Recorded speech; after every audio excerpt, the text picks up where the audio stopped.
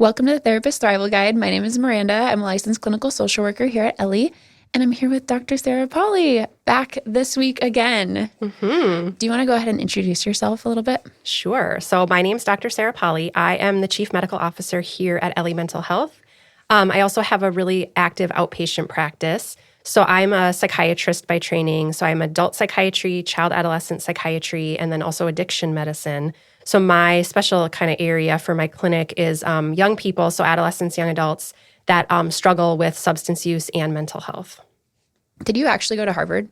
I did. Yes, I did. Can I tell you a joke about Harvard? Of course. Okay, so how do you know when somebody went to Harvard? I don't know. Because they already told you. Oh, no. No, I try not to. I don't want to be that way. No, yes, I did. And I had some amazing mentors. I'm super thankful for the experience. That is so freaking cool. Oh my gosh. I love that. So one of my regular co-hosts on this, Dr. Lucas Fellini, not a medical doctor, and I jokingly talk about how he's not a doctor, but he is, whatever. He jokes about how you went to Harvard all the time. I think anybody at Ellie who knows you went to Harvard knows because he told them. That's so funny. Yeah, it's so funny. He's my hype man in the background. But then like sometimes you have to listen to him with kind of a grain of salt, and you're like, did she really? Like, I just need to. So he's hurting my cred, is what you're saying. I'm just kidding. Oh man. Well, today we are talking about motivational interviewing, which is a really nice kind of continuance of our last episode, because we were talking about addiction and mental health last week. And so you don't have to have listened to that episode in order to listen to this one, but it might be a nice kind of like goes hand in hand sort of topic. So what is motivational interviewing, MI? Yes. So motivational interviewing is, generally, it's not considered a therapy. So, it's not considered like a CBT or a DBT where there's like specific components and it's structured and you might even get certified in it, right? Motivational interviewing is considered more of a therapeutic style that can be incorporated into interactions, not just in patient care, but all kinds of interactions in life. I think in the business world, they have seminars about motivational interviewing in sales. They have, and as we talk more about it, I think you'll understand why. But yeah, it's a therapeutic style. It was invented in the 80s by two guys. Bill Miller and Steve Rolnick are their names. And they were clinicians in the community who were working with patients that had substance use, particularly tobacco use and alcohol use disorders, and really felt like there was a missing piece in what was offered in other types of styles. And so the idea being that you have psychodynamic therapy on this side, which is extremely patient-directed, right? Essentially, you just want your patient to kind of free-form, and then you might offer reflections or interpretations to them, but after like a long period of time knowing them. And then you've got really directive forms of therapy, like cognitive behavioral therapy, where you explain to the patient the theory, and then you give them skills and homework, and then you explain that if they do what you're teaching them, then they'll get better. And they found that neither of these really worked that well for patients that were really ambivalent, which is what happens when you have a substance use disorder or other disorders too, where other people might tell you need to change. You're not really sure if you need to change. And at that time, the model was, well, you have to be ready to change before you can get help. So if you're showing up in my office and you are smoking tobacco, cigarettes, and you want to keep smoking, well, I don't know what to do with you or how to help you. Just come back when you want to stop, and then I'll be able to help you. But until then, like, you're kind of on your own. And that, for obvious reasons, felt like it was not effective. Like, we can just let people be out there hurting themselves and just tell them, like, well, just have enough negative consequences and then come back. Because some of those people might die before they come back, Oh, wow. No, that makes sense. And I will say, too, like, I love motivational interviewing. I love the framework. I think that it gives so many tools, especially for for clinicians just starting out. I think it gives people a lot of really cool skills. And I was lucky that I got to go to like a week-long, it was almost like a seminar, and learn motivational interviewing. And I was telling Dr. Pauly before we started recording that I was in it with all veterinarians, nutritionists, and a couple of medical doctors. And they were all talking about like helping your patients decide if they need to put their dog down, or like helping patients decide if it's time to, like lose weight or smoking cessation, all of those different things. And so I like learned it in a really funny context, but I think because of that, I have now, I mean, I teach my clients motivational interviewing all the time. I have a client who's a teacher, and just 2 weeks ago, she and I were kind of talking about some skills for motivational interviewing that could help her partner, because she's like, I really want my partner to get on this medication. I was like, well, maybe you just explore why he has some resistance to it, which is funny when you think about like before motivational interviewing, people didn't explore that resistance. What? Yeah. Maybe they did if they were really good, but I don't know. It's just kind of a crazy thing to just be like, all right, leave and come back. I mean, but that is similar to what we just talked about, where if you're dealing with substance abuse, it's like, okay, go to a 12-step program and then you can come back when you're ready for your mental health. But yeah, it is just interesting to think about not like doing it at the same time. Yeah. Yeah, no, I agree with you. Yeah, and I think and it's funny because when we teach about motivational interviewing, and I can talk a little bit about like what's called the spirit of MI, which I just love that, because we always talk about in our trainings, we'll say, it's almost like MI chose you, or it's like it's like you're drawn to each other, like as a clinician with MI, because a lot of individuals that really find their home using MI, that this is how they want to practice. Yeah. And that the way that maybe, like, for example, for medical providers, the way that they may have been trained in medical school with more of like, and it's better, but, paternalistic, kind of like, you come to me, I give you advice because I'm the expert, and then you do what I say, that something feels really wrong or hard about that. And so then they're drawn to this other kind of style. But yeah, if you ever wanted to, kind of comparing, contrasting, we do this exercise, which is actually kind of fun. And if you're hanging out with therapist friends who are open to your, ideas of role play or whatever, to have your friend talk about something that they're considering making a change about. Yeah. And then you have, and just do it for a few minutes, but have your goal as the clinician to convince them why they should do it. So everything you say out of your mouth is, well, yeah, obviously, that's what you should do. Well, you've already said what the reasons are. Why haven't you done it already? Well, when are you going to do it? We'll do it now. And then think, and then reflect with the person that was the, patient, how that felt. And then as the clinician, how that felt. And it's a lot of pressure as the clinician. It's like, oh my God, well, and I found, you find yourself like making all kinds of assumptions about that other person, about, what they think and what they feel, which doesn't feel good. Yeah. And then you practice it on the other end if you learn about the skills, and you can feel the difference as the clinician. It feels like a better way to interact with people. Have you seen the show Shrinking?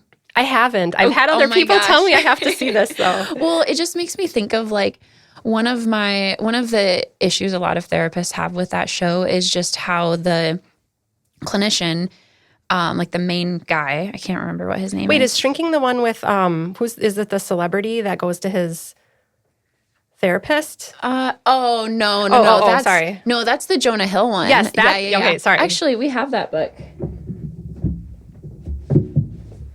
The Tools by Phil Stutz. Yeah, we have a different episode where we talk about the tools, because the Stutz show is cool. But yeah. Oh, sorry, I didn't mean to derail. No, you're fine. But Shrinking is an Apple TV show, and it's the guy from How I Met Your Mother. I can't remember what his name is right now, but and Harrison Ford. And the whole idea is that like a client comes to the main guy for therapy, and the main therapist is just like fed up with having to like work around issues and essentially doing he's like doesn't want to do motivational interviewing and just wants to start giving people advice and telling them what to do. And I promise this relates to the conversation. but there's this one woman that comes to him for therapy and is like, I hate my partner. Like, I'm trying to decide if I'm going to leave him. I think that her partner is maybe even like abusive or like minimally emotional abusive. And she's like trying to decide whether or not. And then in that session, he snaps and he's like, just leave him. Just leave him. Go. And I think that that's a perfect example of why we shouldn't do that, is because then she doesn't leave him, and then she feels ashamed to like come back and see the clinician because she's like, you told me to leave him and I couldn't. And so coming back to you for therapy, I'm like, I feel ashamed and I feel like I don't want to tell you the truth of what happened because I feel like you're going to judge me. And I think that there's more to it because she ends up pushing her partner off a cliff, and that's a whole nother thing. Yeah. I don't know if I recommend this show. I'm kind of curious though. Yeah. But going back to motivational interviewing, I think that like there's a reason we don't just give people advice and just say, go do this, partially because of like reactance theory, where it's like, I'm going to, is that what it's called? Where it's like, I think so. I feel like if you're going to tell me to, this is like classic, I have a 4-year-old, I'm going to tell you to do something and you're going to be like, no, I'm like, immediately you're like, no, I don't want to do what you tell me to do. I want to come up with what I want to do myself. And so I think that kind of goes into some of this too. Yeah, no, exactly. And I think you brought up kind of the two terms that we use a lot in motivational interviewing are change talk and sustain talk. That's kind of two very commonly used kind of descriptors. And so, yeah, so one thing we know about, you know, if I come at you with a lot of like forcing change talk, your brain's like natural unconscious reaction is to come back with sustain talk. And so sustain talk is keeping status quo. Change talk is, you know, making change or thinking about making change. And so, yeah. And people, it's funny as you move through, like if you're having a session with a patient and you're using MI, you can watch this just play out itself, even if you're not even part of it, is that the patient will start talking about, let's say they'll feed a lot of sustain talk. They'll talk about how great marijuana is. There's no issue with it. It treats their anxiety. Everything's great about it. And then you just don't say anything. And then they say, but I mean, I'm probably doing it too much. You know, like they'll do it themselves. They will counter their, you know, run, and it can go the opposite way too. Like, you know, they'll say a lot of change talk and then I'll pause and I'll think in my head, oh, I bet you they're going to say a sustain talk, because their brain just naturally is drawn to like countering it like that. So yes, so that's something, you know, just regarding human behavior. But yeah, so I think, so one of the big pieces of motivational interviewing is, you know, we talked about change, sustain talk, but this idea of the spirit of MI. And so the spirit of MI is kind of the, you know, the way that we've described, or that it's described, is like, even if you're not using any skills specifically, if you have the spirit with you as you're, and that sounds like it's a religious thing, but it's not, I'm not trying to be religious or whatever, but maybe spiritual, I don't know. But, if you have that with you in your interaction, then you're doing MI. So one of the things I like about MI too is that it kind of borrows from, my husband's a software developer, so he talks about like open source software, which is the idea that it's like freely available and people can add to it and change it. And MI is very much considered like an open source therapeutic style. You don't have to go to a $1,600 training to be able to start practicing. And yes, exactly. Yeah, and you don't have to be like using the specific skills all the time. It's really, if you're incorporating the spirit, then you're doing MI. And the spirit is really a guiding spirit, is kind of the idea behind it. And the analogy I always use is thinking about it like a tour guide.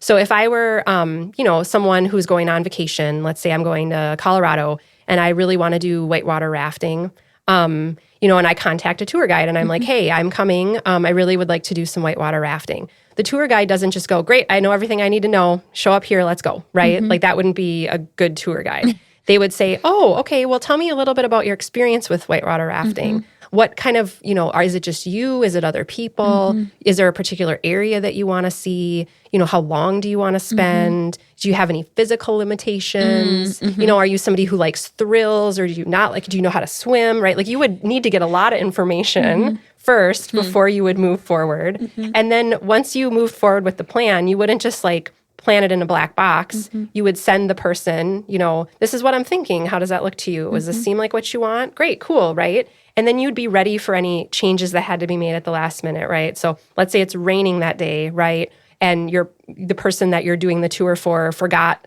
the coat that they said they were going to bring, right? Well, you got to quick figure that out. If you're let's say you're on the rapids and then your client says, like, you can look at them and their face is white as a ghost and they're not having fun and they're like clinging to the side of the boat, right? You might move the boat to an area that's a little bit less rocky because you can see that the person that you're guiding is not having fun.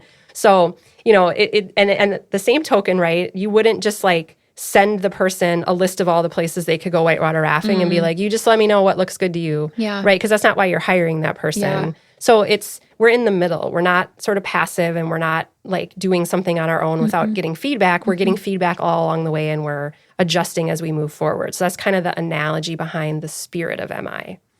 So let's dive into kind of like how some of the skills, but then there's so many acronyms in MI. Where do you want to start with this? Yeah, well, I'll start with, and I'm actually pulling my notes up. If you are looking at see the video, you can say, because this one's the one that doesn't have an acronym. And so like, no, we joke as like, nobody remembers this because we don't have the like nice acronym about it. But so there are kind of like, and don't get, again, the point is the spirit. Don't get hung up in all these like, processes and skills and all that stuff. Yeah. So, but the processes that are involved with motivational interviewing are, and a lot of these are going to be familiar just to being a therapist and working with patients, right? But is engaging. And so this idea of like, we need to create this space where I'm with you, I'm here for you, I respect you, I respect your autonomy, this is safe. We need to establish that this interaction might be different than other interactions you've had with doctors, particularly with a psychiatrist or as a therapist, where I'm not here to tell you what to do. We're going to be doing this together. We're walking alongside each other. So that's kind of the first part. And, rapport building essentially is the other word that we use for it. And then the next process is focusing. So MI is based around this idea that you present and you have ambivalence about something, and that ambivalence is causing you distress. Or it may not consciously be causing you distress, but it's unconsciously causing you distress. And the goal is to help the individual decide what they want to do. And so helping them move from a place of ambivalence to decision. And sometimes as the clinician, you have a preferred decision that you wish that person would make, right? Like leave your boyfriend. Right, yeah, exactly, right? And so you don't have to necessarily be completely passive, right? Because like if I have a patient who tells me they're, using fentanyl every day and they don't know if they want to stop and they don't think they need Narcan, right? That would be like impossible for me to not have a preferred decision for that person, right? But again, the point is I'm not driving it. Yeah. But I can definitely influence the direction we take, and that's where the skills will come in that we'll talk about, is I can influence kind of the direction that the decision goes. But the idea of focusing in on what is it that we're talking about. So that also makes it a little different than something like psychodynamic therapy, maybe a little bit more similar to something like CBT, where you might ask the person, like, what is the distressing issue that we're focusing on? And then next is evoking. And so evoking refers to evoking change talk. So again, it's not a passive process where we're just listening to the patient talk. We're intentionally highlighting and focusing when they bring up change talk, which is pushing them in the direction of the pro-health decision. And by focusing or evoking the change talk and emphasizing it, we're helping that individual move in the direction of the positive change. So that's kind of what the evoking stage is. That can sometimes take a long time. It can sometimes take a short time, just depending on where your patient is at and kind of their own ability to think of, negative effects from the decisions that they're making. Well, and to interrupt you for just a second, I think that sometimes when we talk about like modalities or frameworks, we think about the process happening over like weeks and weeks and weeks and weeks of sessions, where like maybe if you're doing EMDR, you're doing this phase first, then you're doing this phase another week, and I think that with motivational interviewing, sure, it can be stretched over a lot of sessions, but it could also be like a smaller thing. Like, and maybe you're doing all of the processes within like a couple of, like one session or a couple of minutes. Or like, I think that sometimes when people think of motivational interviewing, they think of like really, really big decisions too. Like, I'm trying to decide if I'm going to move to Colorado, or I'm trying to decide if I want to stop smoking, or I'm trying to decide if I want to leave my partner, like these huge life decisions. And I think with some of those, then it probably would be stretched over a lot of sessions. But it could also be like last night I had a therapy session with a client who was trying to decide if she wanted to apologize to a friend over like something that happened. And she was going back and forth, and she was like, I don't know if this will, I don't know if I want to bring it up, because it probably wasn't a big deal to her. And so she's like, well, it might be, like it might make her feel good just for me to say something. And so then it is kind of like, half a session, I use some motivational interviewing skills to kind of explore some of that. But it's not like we spent, an entire month trying to decide if she's going to apologize to her friend.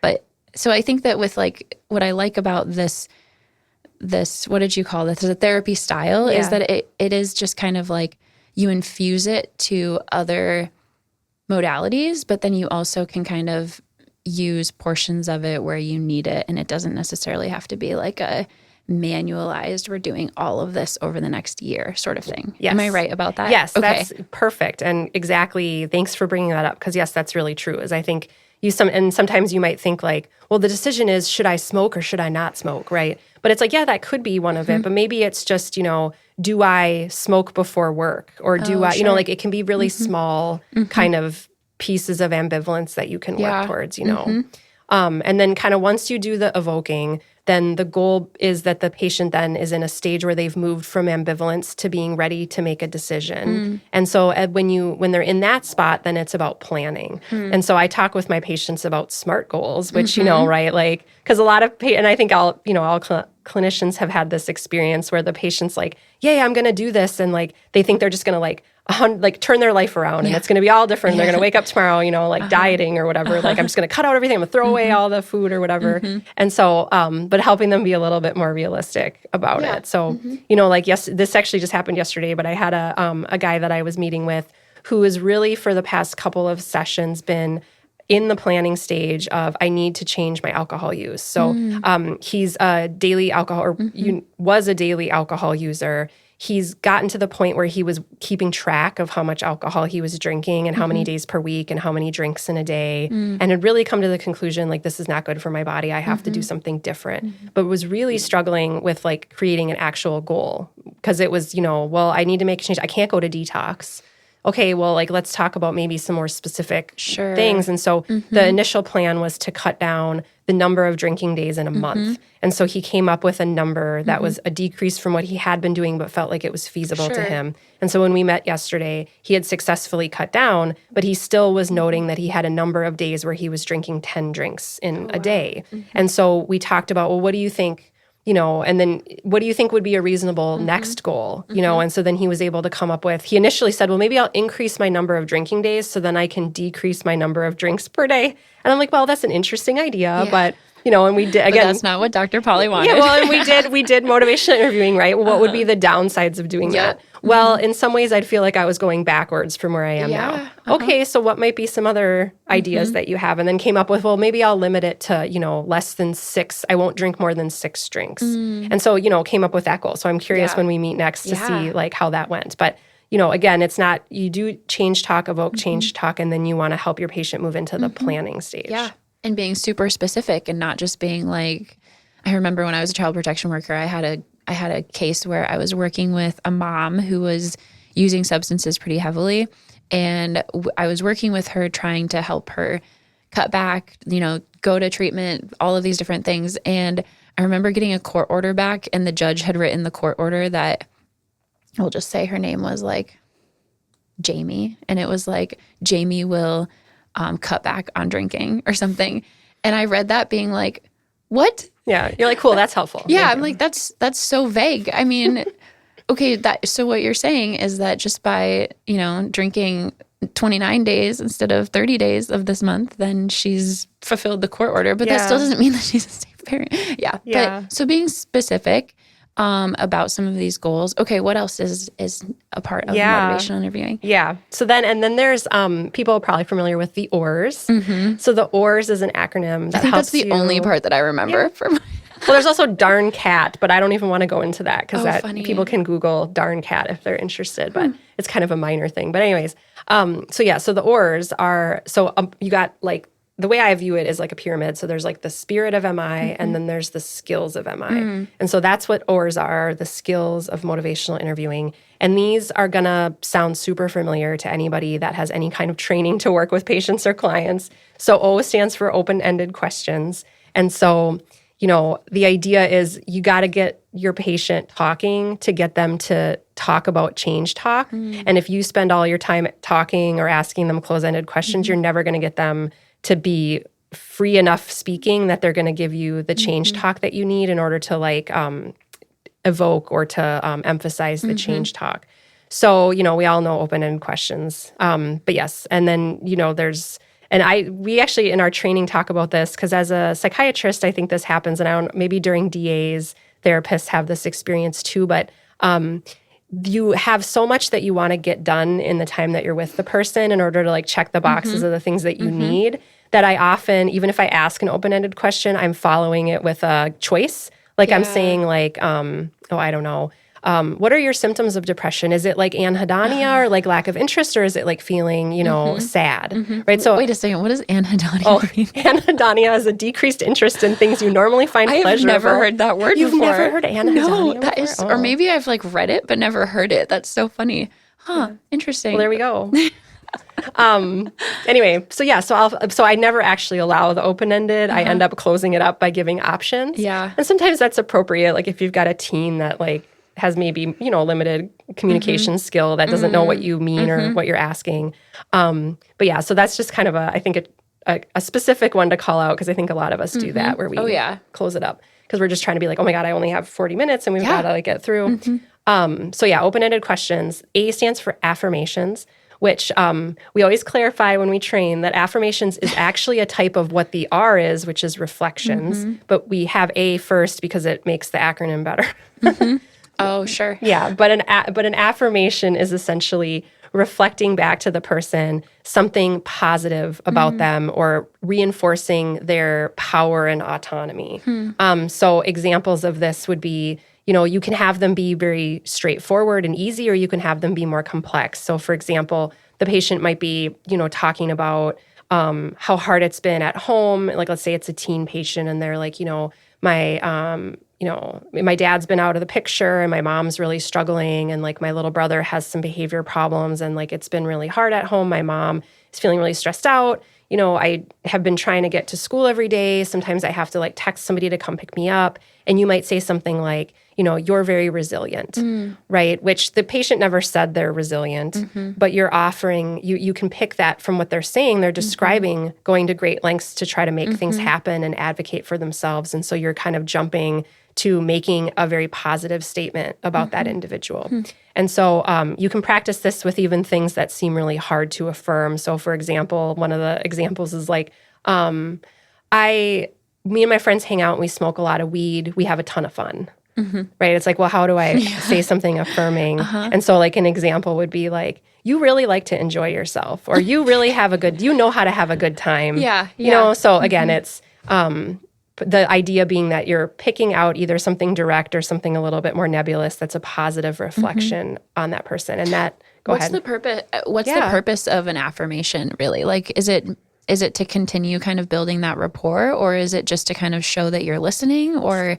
Yeah, so part of it is engaging, right? Because and then part of it is actually, so part of the process of making change is a person has to believe in their ability to do things, to feel self-efficacious, right? And so part of the idea of the affirmation is that you're building up that person's sense of self and their sense of their abilities in order to help them to have confidence that when they eventually do decide to make a change, that it is something that they'll be successful in doing. Versus, because a lot of patients, I think, and we've all had patients like this, have a very like passive sense that they don't think they're good, they don't think they're going to be successful. And so it's kind of a process of building them up, self-esteem wise, in order to then help them to have the confidence that they can do hard things. I know that some of the like the next two skills are ones that I use all the time, but affirmations are one that I just like struggle with sometimes because like I don't know. I think that sometimes it can feel hard to find like a strength or an affirmation within what they're saying, kind of like the example that you just gave. But also sometimes it feels like disingenuous, or I don't know. Do you have other examples of affirmations that might be helpful to kind of like wrap my head around a little bit? Yeah, no, that's a really important thing, is the being genuine with it, because you shouldn't do it if you feel like you can't be genuine about it, because you're right, it's not going to land well, and it's going to feel like you're, I don't know, being pejorative or something like that. Yeah. And one that I use a lot is like I will say something like, you advocate for yourself. Sure. Like that's one I use a lot, because if I have a patient who's saying, I'm not doing this, my parents want me to do this, I'm not going to do this, it's not helpful. I don't want to go see a therapist, it's not going to be helpful. Saying something like, you advocate for yourself, or you don't want to, your time is valuable. Yeah. Like something like that is one I'll use. Sometimes I'll try to advocate like statements, or not advocate, affirm statements like, you you value your health. Because sometimes, if a patient's talking about how they like marijuana because it helps them with their anxiety, to say something like, you want to be healthy, you value your health, even though I would prefer they didn't use marijuana to feel healthy, but like validating and affirming that they're trying to be healthy or they're trying to do something. Or another one is, if a patient's talking about their parents and, their parents being pissed off at them and kind of telling a narrative, if they're giving you little bits of something that implies that they care what their parents think or they're trying to to have a good relationship with their parents, you could affirm that. Like, your parents are important to you. You value your parents. That makes so much sense. So, but you're right, though. I think, and the good news to me anyways was like generally like they'll talk about ratios of like if you're in a session with a patient, how many open-ended versus reflection versus affirmation should you have? And affirmations are one of the smallest amount that you should typically have in a session. Because of the genuine nature, right? Like you want it to be meaningful and have an impact. You don't want to be doing it like every 5 minutes, So I might do it once and not even in every session, And it's usually something that's obvious that comes to me that I really want that person to know about themselves. The other trap you sometimes fall into, or at least I do, is like I have some psychodynamic training from my my residency. It was a pretty psychodynamically oriented program. And so I often take on like the good enough mother role. And I am actually like that transference comes pretty naturally for patients onto me. And so I'm often using more of like I'm proud of you or you're a good person or I believe in you. And in the style of MI, you don't actually want to say like, like I think you're really, or, have it be that I'm offering praise or, it's my opinion, but more of just like putting it out there more neutrally for the person, which that's always my downfall is. That's fascinating because I think I fall into that too. Like, especially with a lot of my college students, I like sometimes joke about how all of the college students that I work with have like poor relationships with their moms and they like almost seek some of that affirmation out from me. And it's hard to not fall into that. And so that's so interesting. Yeah. Yeah. And I think too, like the way I've talked about this with some of my like colleagues that do MI is it's not necessarily that like I have to pick either or. It's just that like, if I'm wanting to do an affirmation in the MI style, then I should do it in that way. You know what I mean? But if I'm not, if I'm trying to use my like the transference of the good enough mother, then to say like I'm really proud of you or that was a really awesome thing that you did, whatever, like that's okay. It's not wrong. It's just I should just be aware that that's not really MI if I'm doing that. That is very interesting. Yeah. And so then or reflections. So again, all of us are really good at that, I think. I'm always interested. There's like, I feel like they make it more complicated than it has to be, but there's like simple reflections and then complex reflections. And then there's all kinds of complex reflections. And one of the ones that I use actually a lot is something called an amplified reflection.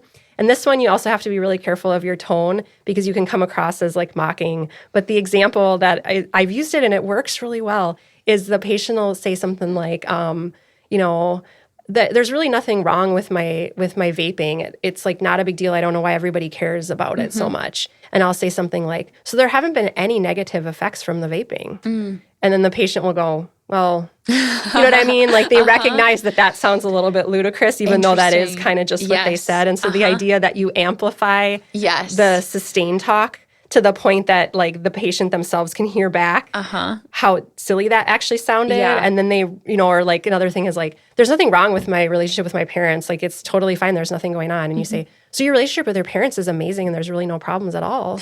And again, you can't say it with like, because like they're going to be like, what a jerk. But like, but that one's just more of like a complex reflection that I really, that I've used actually with like good effect, especially in like teens. But again, that you have to have that whole engaging and rapport building first in order for me to do that. Cause they know I'm not mean or I'm trying to be mean to them, but again, reflections, it can be really simple, you can, and I do this, sometimes I'm surprised that this actually works cause, a patient will say something and sometimes, as a therapist or as a doc, you're like not always on your game. And so like, I might be a little bit distracted or I might have like I'm not feeling like I could maybe do a complex reflection because basically I was at the level of like I kind of just heard what you said, Yeah. but I know this is the point that I should offer something. And sometimes I will literally just repeat right back to that person what they just said. And I often feel like, oh my God, I'm going to be revealed as that I wasn't listening, or they're going to be like, well, yeah, duh, that's what I just said. But people find that so validating. Yes. And it always, I don't know why it surprises me, but in my head, I'm thinking like, well, that was basic, like, but then they'll be like, yeah. And a reflection is one that you usually, like, you can often start with, oh, well, it sounds like, is that the one that's like it sounds like this is happening. And so that's like a very easy formula for Yes. starting a reflection. Yes. No, that's exactly right. Yes, as it sounds like, or what I'm hearing is yes.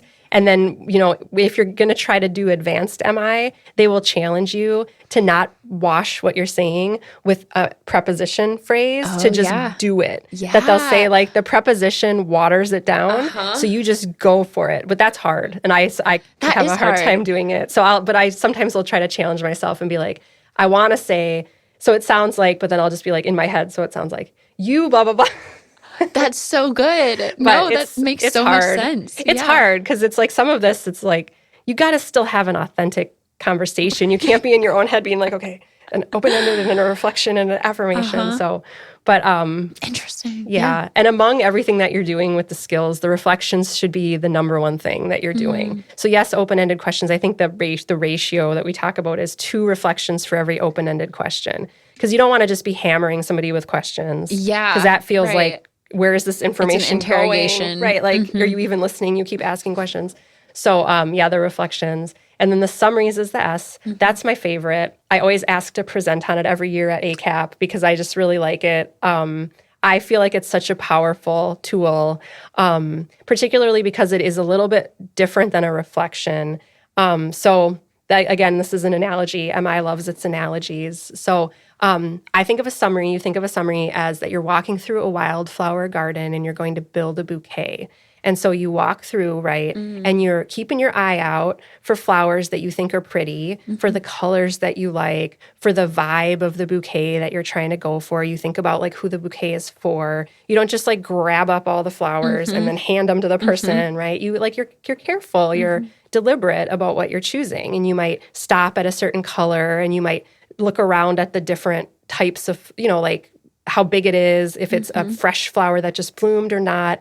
And then you're creating this beautiful bouquet to give back to the person. So that's like the way I think of a summary. And particularly in MI, the idea being that you're emphasizing change talk in your summary. So your patient might have spent all this time telling you how amazing marijuana is, right? And you maybe have like 4 really pretty flowers that are about the change talk. You might brush over all the 20 minutes they spent talking about how, hopefully not that long, but like how awesome the marijuana was by being like, there are a lot of things you like about marijuana.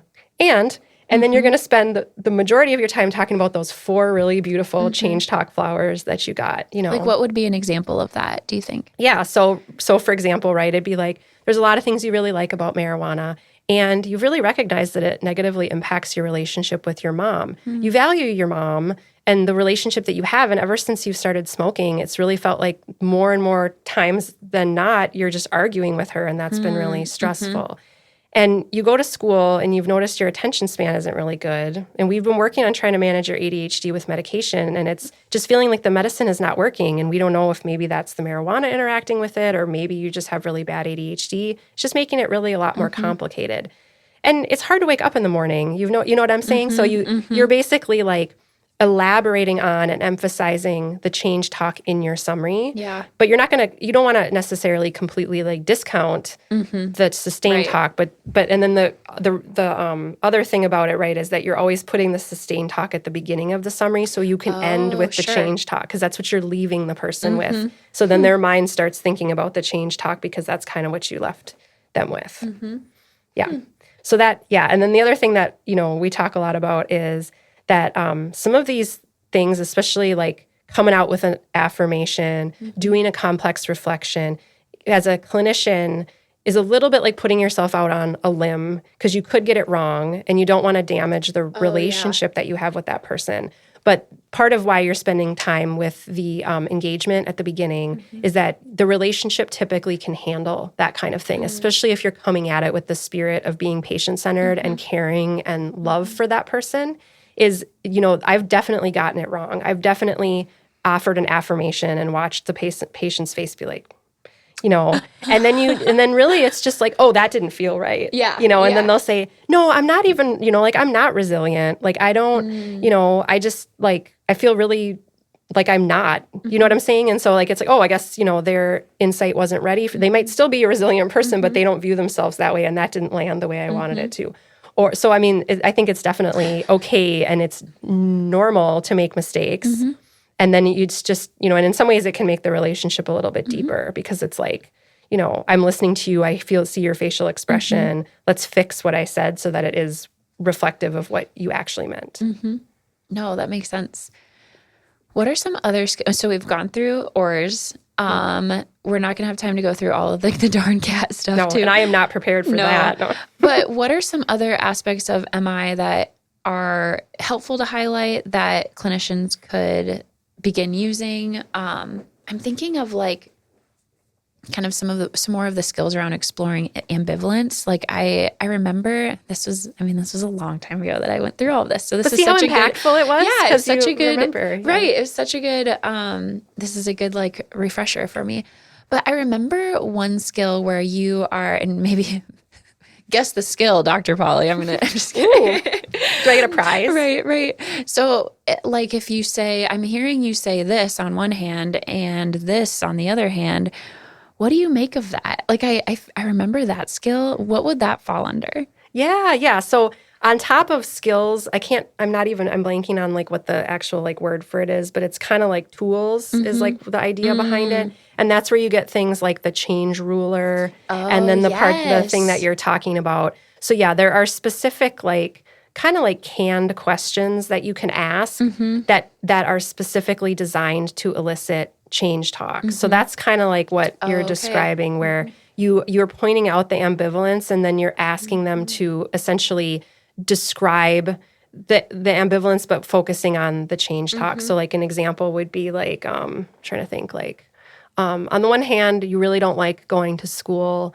and on the other hand you feel like you're really behind on your schoolwork because you're never there, right? And then you can just leave it then. And then the idea being that you said the direction of change as the last thing, so then you're going to prompt that person to focus there rather than focusing, if you said it in the reverse order, if you said you have trouble keeping up with your schoolwork and you're not really going to school, then they're going to start telling you about why they're not going to school.